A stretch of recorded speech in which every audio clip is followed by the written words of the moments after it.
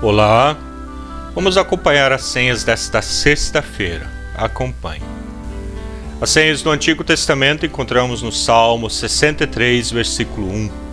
Ó Deus, Tu és o meu Deus, procuro estar na Tua presença. Todo o meu ser deseja estar contigo. Eu tenho sede de Ti. Prezados irmãos e irmãs na fé, este Salmo 63 é um salmo de Davi e tem como título Buscando a Deus. Davi está com sede de Deus. É um cântico de fé baseado sobre o íntimo relacionamento do rei Davi com Deus.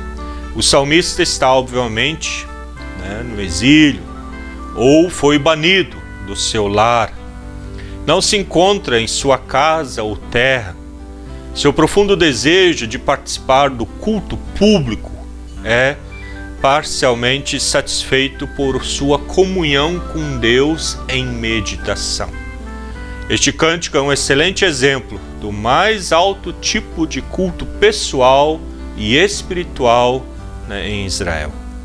E o nosso versículo é justamente o primeiro versículo do capítulo, onde mostra toda a ansiedade por Deus.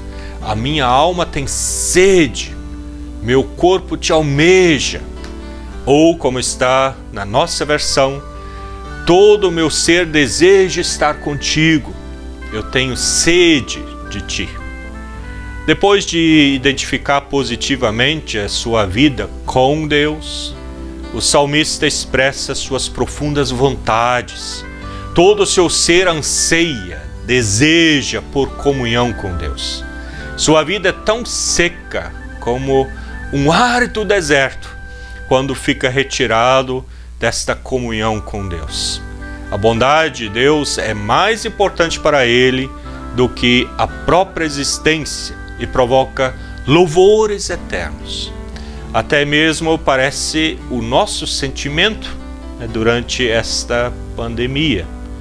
É a minha grande vontade poder voltar logo e poder realizar cultos presenciais ao Altíssimo Deus. Este é um desejo que tenho dentro de mim, orando muito para que isso possa logo voltar. Me senti identificado com este versículo do Antigo Testamento, reservado para esse dia de hoje. As senhas do Novo Testamento encontramos no Evangelho de João, capítulo 7, versículo 37. Jesus Cristo diz: se alguém tem sede, venha a mim e beba. Todos os acontecimentos que se relatam neste capítulo 7 se desenvolveram durante a festa dos tabernáculos.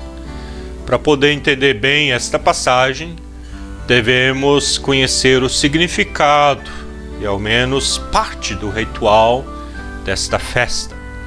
A festa dos tabernáculos era a terceira festa, terceira do trio de festas judias. Todos os judeus, homens, adultos principalmente, que vivessem dentro de um raio de 30 quilômetros em torno de Jerusalém, tinham a obrigação de assistir essas três festas anuais. As três festas eram a Páscoa, a festa de Pentecostes e a festa dos tabernáculos ou das cabanas. Caía no dia 15 do sétimo mês, que quer dizer no nosso calendário mais ou menos 15 de outubro. Como todas as grandes festas judias, tinha um duplo sentido. Em primeiro lugar, tinha um sentido histórico. Recebia esse nome porque durante a sua celebração o povo abandonava suas casas e vivia em pequenas cabanas. Durante a festa, apareciam cabanas por toda parte, sobre os tetos das casas, nas ruas, nas praças, nos jardins e até mesmo no pátio do templo. A lei indicava que as cabanas não deveriam ser estruturas permanentes, mas sim era preciso construí-las especialmente para esta ocasião. As paredes eram feitas de ramos e folhas e deviam ser feitas de tal maneira que protegesse um pouco, mas que deixassem passar o sol. O teto devia ser de palha, mas só colocado de tal forma que se pudessem ver as estrelas de noite. O significado histórico de tudo isso era para lembrar as pessoas de maneira que nunca se esquecessem que em uma época tinham andado pelo deserto sem um teto para protegê-los. Levítico 23 fala isso. O propósito era que suas gerações saibam que eu fiz com o povo de Israel vivessem em cabanas quando os tirei da terra do Egito. Em um princípio tinha durado 7 dias nessas festas, mas na época de Jesus lhe tinham adicionado mais um dia. De maneira que o significado histórico da festa das cabanas era para lembrar os judeus que em uma época o povo de Israel tinha caminhado pelo deserto antes de estabelecer-se na terra prometida. Em segundo lugar, tinha o significado agrícola. Acima de todas as coisas, era um festival de agradecimento pelas colheitas. O povo a chamava de a estação de nossa alegria. Como chegava a fins de outono, era a época mais feliz porque assinalava a colheita de todos os frutos. Já se tinha colhido a cevada, o trigo, a uva, já tinham terminado essas colheitas.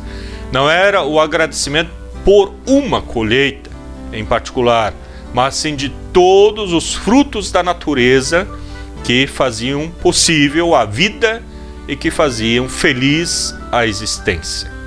Havia uma cerimônia especial relacionada com esta festa, e isso que interessa agora. Dizia-se aos adoradores que tomassem ramos de palmeiras, ramos de árvores frondosas e salgueiros de ribeiras. Em Levítico 23, versículo 40 diz isso. Os saduceus diziam que se tratava de uma descrição do material com o qual se deviam construir as cabanas. Os fariseus diziam que era uma descrição das coisas que deviam trazer os fiéis quando fossem ao templo, quer dizer, quando fosse para a igreja. Naturalmente, o povo aceitava a interpretação dos fariseus, porque lhes permitia participar de uma cerimônia muito importante. E esta cerimônia especial está muito relacionada com esta passagem que a gente quer meditar nesse dia e com as palavras de Jesus. É muito provável que tenha tido isso em mente ao falar e possivelmente também o tenha tido como pano de fundo físico, quer dizer, naqueles dias ele estava ali para falar e estava acontecendo justamente isso à sua volta. Em cada dia da festa, o povo se aproximava do templo com seus ramos de palmeiras ou de salgueiro, formavam uma espécie de teto, ou pano de fundo com elas, partiam em volta do altar da igreja, davam uma volta no altar da igreja. Ao mesmo tempo, um sacerdote, um pastor da época, tomava uma jarra de ouro que continha 3 logs. O que é isso, 3 logs? Um pouco mais que 1 litro, então, dessa alturinha assim, e descia ao lago de Siloé. Ele saía da igreja e ia lá no lago, onde enchia esse pote de água, levava-o de volta, passando pela porta da água. Enquanto isso, o povo recitava Isaías 12:3, e vós com alegria tirareis água das fontes da salvação. Levava-se a água ao templo e ao altar e derramava sobre o altar, oferecendo esta oferta a Deus. Enquanto esta cerimônia acontecia, o coro de levitas cantava os salmos, do 113 até o 118, com acompanhamento de flautas. Quando chegavam às palavras louvai ao Senhor, Salmo 118, versículo 1, e as palavras ó salva-nos Senhor, Salmo 118, versículo 25. E por último, as palavras finais: rendei graças ao Senhor. Os fiéis, com as suas folhas, sacudiam as palmeiras em direção ao altar. Eu imagino essa cena, eles balançando. Toda essa cerimônia era um agradecimento pelo dom divino da água, uma oração para pedir chuvas. A gente tem que lembrar que lá é desértico, e uma lembrança da água que surgiu da rocha quando caminhavam pelo deserto. E o interessante, o último dia da cerimônia era ainda mais impressionante, porque repetiam isso 7 vezes ao redor do altar, em lembrança das 7 vezes que partiram ao redor da muralha de Jericó, depois que estas foram derrubadas e o povo tomou a cidade. Esse era o ritual, o ato litúrgico, que acontecia todos os dias, e no último dia se repetia 7 vezes. Foi nesta festa dos tabernáculos, e possivelmente nesse mesmo momento, que aconteciam todas essas coisas, que Jesus chamou, clamou bem alto: se alguém tiver sede, venha a mim e beba.